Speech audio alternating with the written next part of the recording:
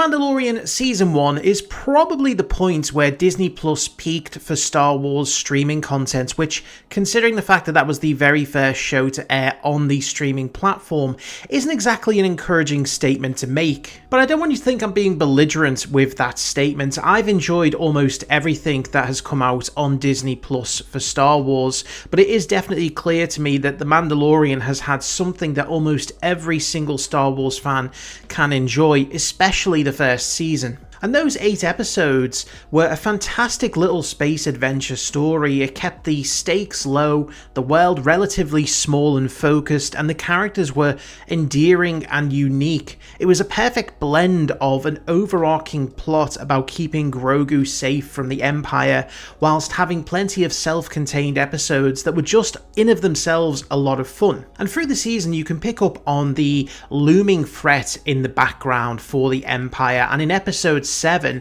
that is revealed to be Moff Gideon, who is played by the fantastic Giancarlo Esposito. Now, he gets a little bit of screen time and has a short confrontation with the group of heroes before they escape, and the season ends off with him emerging from his crashed TIE fighter, wielding, for the first time in live action, the legendary Darksaber. And it was a perfect introduction for the show's main villain. You get just a little snippet of what he's about, an Imperial Warlord responsible for the destruction of Mandalore, adding to the stakes on top of the hunt for Grogu, and having him be a character who isn't afraid to get his own hands dirty added to the possibilities for his involvement in future seasons. So you think that it was getting set up for some great character development and to play a bigger role as the show progressed, setting up an eventual revenge arc for Gideon's crimes against Mandalore, discovering his plans for Grogu, and revealing how it was he came to wield the Darksaber. I don't think many expected him to be an ever-present during the second season. In fact,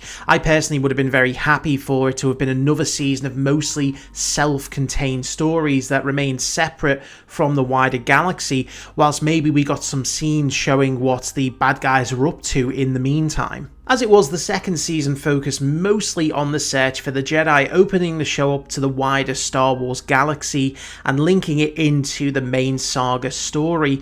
And we got some really big live-action cameos like Boba Fett, Bo-Katan, Ahsoka Tano, and eventually in the season finale we got a bit of an iffy looking Luke Skywalker. What does seem to be missing for the most part is the presence of Moff Gideon. I mean, sure, he has a quick scene in the 3rd episode, but then we don't see him again until episode 6, and even then it's only a relatively small part at the very end of the episode. Now, the introduction of the Dark Troopers did give us a little insight into his mindset and his objectives. He was trying to develop the ultimate weapon, which is pretty on par for an Imperial, but he seemed to be very aware of the stakes and was smart enough to adapt to different situations. For example, destroying the Razor Crest so that Mando couldn't escape, and using stormtroopers to distract him from the attempt to capture Grogu using the Dark Troopers. These were just some small crumbs of character developments that we really needed with Moff Gideon. The finale of Season 2 saw him play a similar role to Season 1's finale, where he confronted the heroes,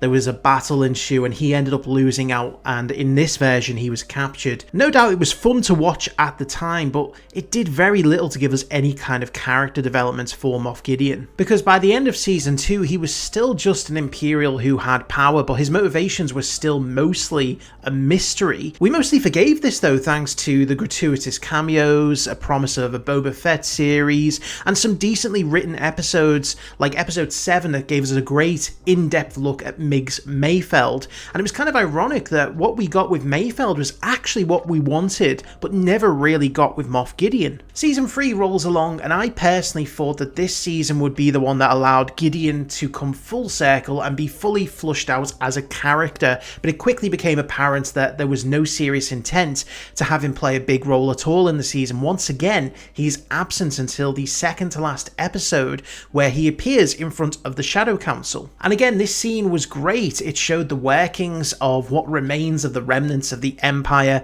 and introduces us to different interests from each of the warlords, whilst also planting the seeds for the future First Order. And whilst Gideon has a big part to play, seemingly taking the lead of the council after a rousing speech. It was pretty much the best that we were going to get from him, as in the finale we would find once again him being bested by the heroes, but this time in a much more permanent fashion. In the finale, he reveals the Phase 4 Dark Trooper armor, which I personally thought made him look a bit like a Mandalorian fanboy, rather than a fearsome Imperial Warlord. And then he battles both Bo-Katan and Mando, but ends up dying in a fiery explosion. And I have to say that this death did shock me, as I didn't genuinely believe that his story was ready to end. He starts out as a mysterious but dangerous figure who wastes no time and isn't afraid to cut down his most loyal men if it serves his agenda. We do learn a little bit about his desires to create the ultimate weapon with the Dark Troopers, but it never really goes beyond the surface with his motivations. I mean, sure, we get a scene in Season 3 where he talks about wanting to create Force-wielding clones, and on paper that does seem to tie into why he wants Grogu, but it just felt really underwhelming. He didn't need to be the next Emperor, he just needed to be a really captivating and competent bad guy. I'm willing to bet that you didn't know that he created the Death Trooper program, because that's the kind of detail that wasn't added on screen, it was added after the fact, and it's a prime example of what we could have gotten if we'd have had more time exploring his character. I think it would have been great to have seen flashbacks of him negotiating with Bo-Katan before the Night of 1,000 Tears, show his betrayal when she surrenders Mandalore to the Empire. We did get some really short clips of the massacre, but it was nothing really of substance. And of course there are theories that he isn't really dead, that he survived the explosion somehow, or that it wasn't really him that perished, it was a mustacheless clone. But I feel like bringing him back now would probably be an even worse decision than killing him off in the first place. It would take away the small impact that his death actually had at the end of Season 3. But I am also left questioning now, where do we go with the upcoming Mandalorian movie? That would have been a really great place for him to finish his story. And I feel like there was so much more that we could have explored with Moff Gideon, especially with an actor as good as Giancarlo Esposito. Ultimately, the mishandling of his character, it wasn't a huge deal because the show didn't ultimately depend on his story, but it does feel like Season 3 was where there were a lot of missed opportunities, and The Mandalorian as a whole had a serious stutter in both consistency and quality. I guess really with Moff Gideon, what we were hoping for was the Star Wars equivalent of Gustavo Fring, but in the end we probably got something more like Tuco Salamanca, gone before we could even really appreciate him. And yes, I am disappointed that we didn't quite get the screen time or the character development for Moff Gideon that we deserved, and that he ended up being a bit more of a cartoon villain than a fearsome warlord in the end. I am still quite thankful for the scenes that we did get, the insights into the Shadow Council, the introduction of the Dark Troopers, again, Moff Gideon himself being a very, very captivating character. The Mandalorian is a show that I still very much enjoy. I think it is struggling